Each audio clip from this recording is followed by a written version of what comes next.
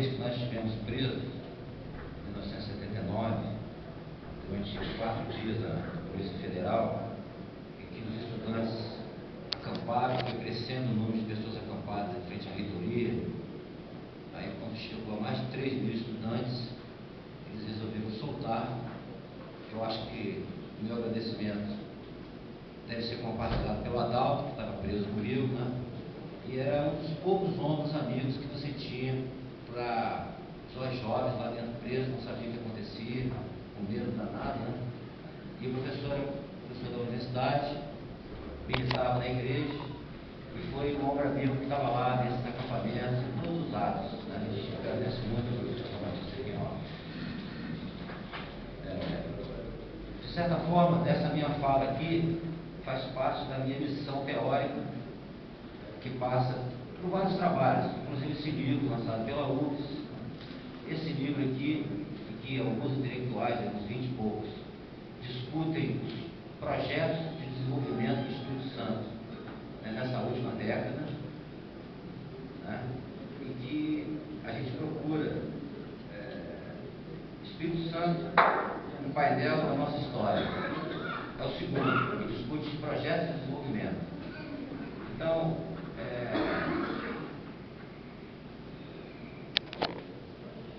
o que eu procuro colocar é que uma das verdades que precisam ser consolidadas e reafirmadas sempre sobre a contribuição de Vila Velha na resistência à ditadura, além de muitas contribuições, Vila Velha foi o primeiro município que colocou na agenda política e teórica brasileira, no meio da luta contra a ditadura, pela democracia representativa, Vila Velha colocou na agenda política nacional a luta pela democracia participativa, debaixo da ditadura, né? Isso é muito importante, o papel da nossa cidade, né, na resistência e na construção da democracia. Muita gente não sabe e nem percebeu a importância histórica disso, mas 2 fatores mostram a importância disso. Primeiro, olhando para o futuro. Hoje, 30 anos depois, a grande discussão que nós temos é como que a gente pode suprir as deficiências da democracia representativa, e essa discussão é mundial, e o caminho principal apontado é pelo fortalecimento do protagonismo da democracia direta, da democracia participativa, para revigorar a democracia representativa. Essa é a discussão intelectual. Foi por isso que eu fui chamado, né, como uma pessoa que tem um livro sobre a experiência de Vila Velha, para falar do Congresso da Sociedade Internacional de Políticas Sociais da França.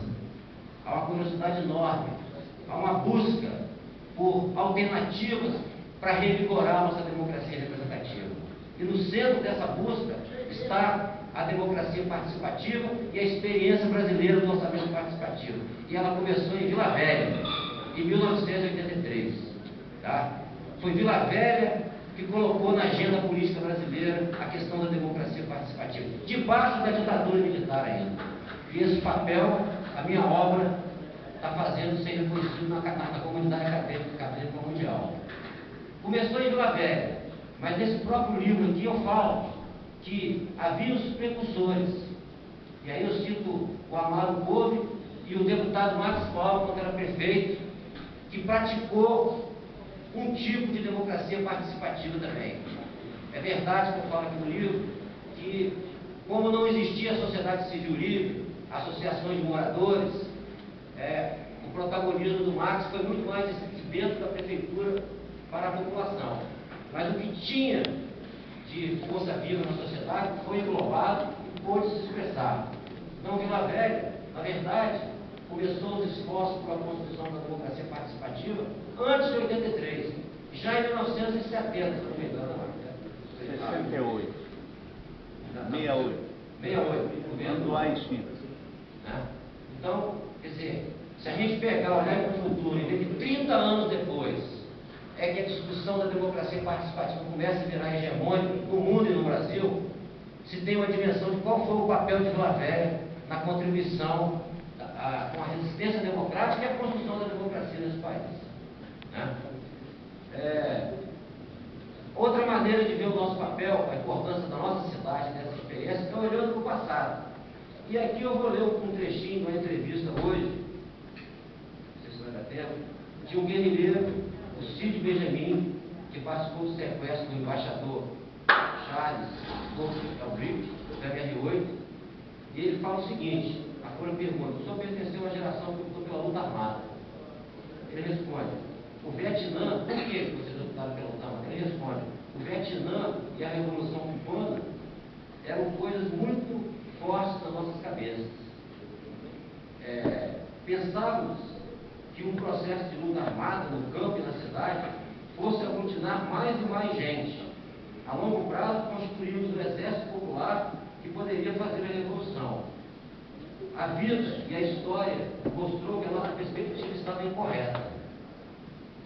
Olhar para o passado e ver como pensava uma parte da esquerda, né, com poucas convicções democráticas, com esse tipo de pensamento aqui, mostra também como é que foi a ousadia democrática de Vila Velha em 1983, né? Uma parte da esquerda, uma parte não, a grande maioria da esquerda dominada por esse tipo de pensamento, que valorizava pouco a democracia, a gente colocar na agenda a criação da democracia participativa e do orçamento popular em Vila Velha. Certo?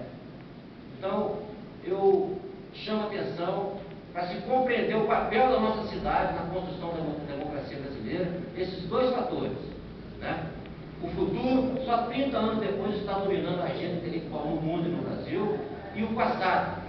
Ter coragem de apostar na democracia e no aprofundamento participativo dela, tão precocemente. Né? Eu finalizo dizendo o seguinte: a luta pela democracia participativa não começou depois da ditadura em Porto Alegre. Isso é uma mentira. E nossa cidade tem que lutar por essa verdade. Ela já está sendo hegemônica na comunidade científica internacional, mas falta os próprios ilavenenses e os capixabas terem orgulho disso, que não se expressa nas obras, nos jornais e na nossa intelectualidade.